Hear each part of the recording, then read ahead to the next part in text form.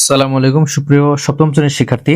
JP math কেয়ারে আমাদের আজকের ক্লাস অনুশীলনী 1.2 এর 17 এবং 18 নম্বর প্রশ্নের সমাধান। প্রথমে দেখো 17 নম্বর। এখানে বলা আছে একটি সমবায় সমিতির যতজন সদস্য ছিল প্রত্যেকে তত 20 টাকা করে চাঁদা দেওয়ায় মোট 20,480 টাকা হলো।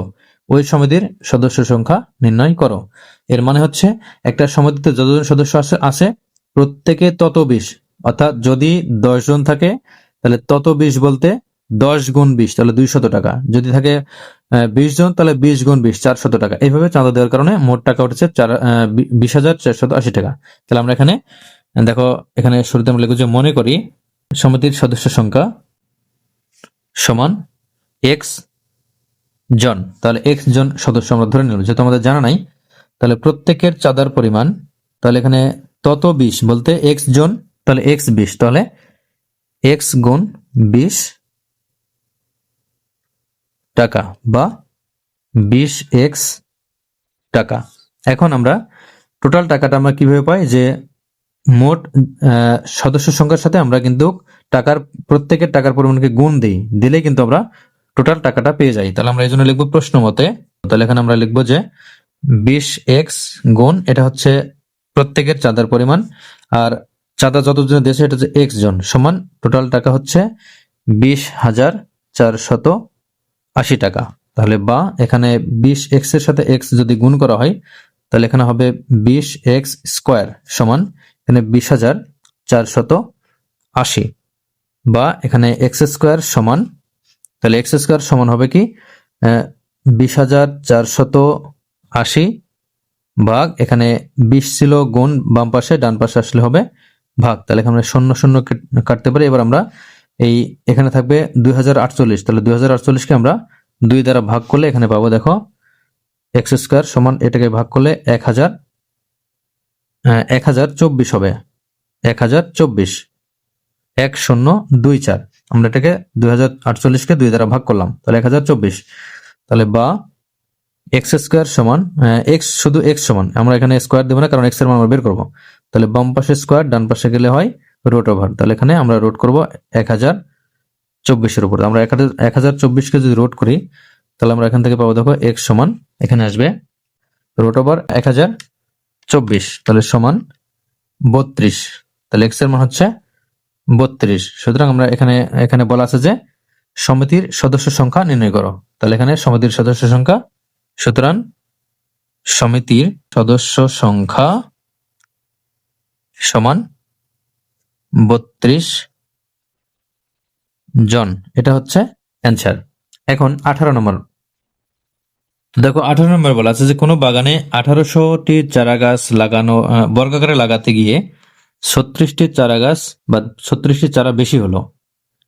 প্রত্যেক সারিতে চারা গাছের সংখ্যা নির্ণয় করো। এখানে একটা বাগানে 1800টি চারা গাছ বর্গাকারে লাগানোর জন্য 36টি চারা গাছ বেশি হয়েছে, তাহলে প্রত্যেক সারিতে কতগুলি চারা গাছ এখানে পড়েছে এটা আমাদের বের করতে হবে। তাহলে 18 নম্বর, তাহলে এখানে মোট চারা গাছের সংখ্যা,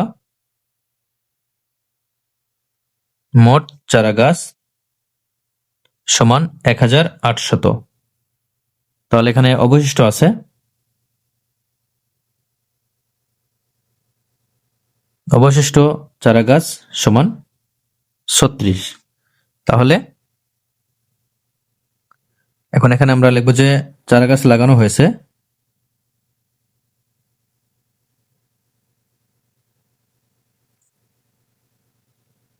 তাহলে লাগানো হয়েছে কত, আমাদের এখানে 1800 থেকে 36 বাদ দিতে হবে, তাহলে এত টি।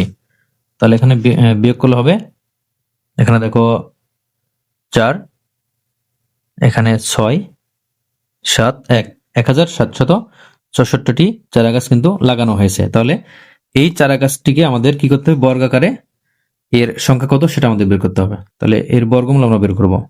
তাহলে 1764 এর বর্গমূল হবে, এখানে বলা আছে কি চারা গাছের প্রত্যেক সারিতে চারা গাছের সংখ্যা। তাহলে প্রত্যেক সারির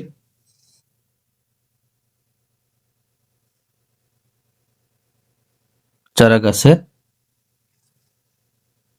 চারাগাছের সংখ্যা।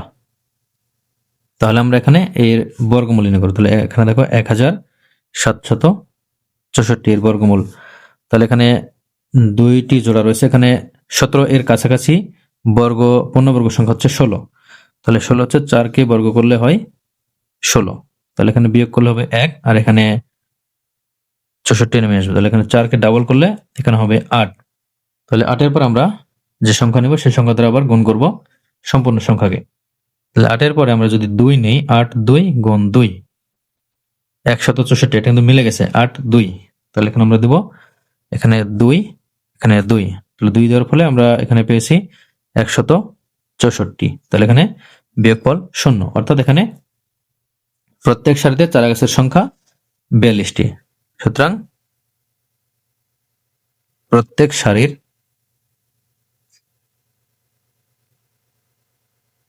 চারাগাছের সংখ্যা 42টি, এটা হচ্ছে অ্যান্সার। আজ এ পর্যন্তই, ধন্যবাদ।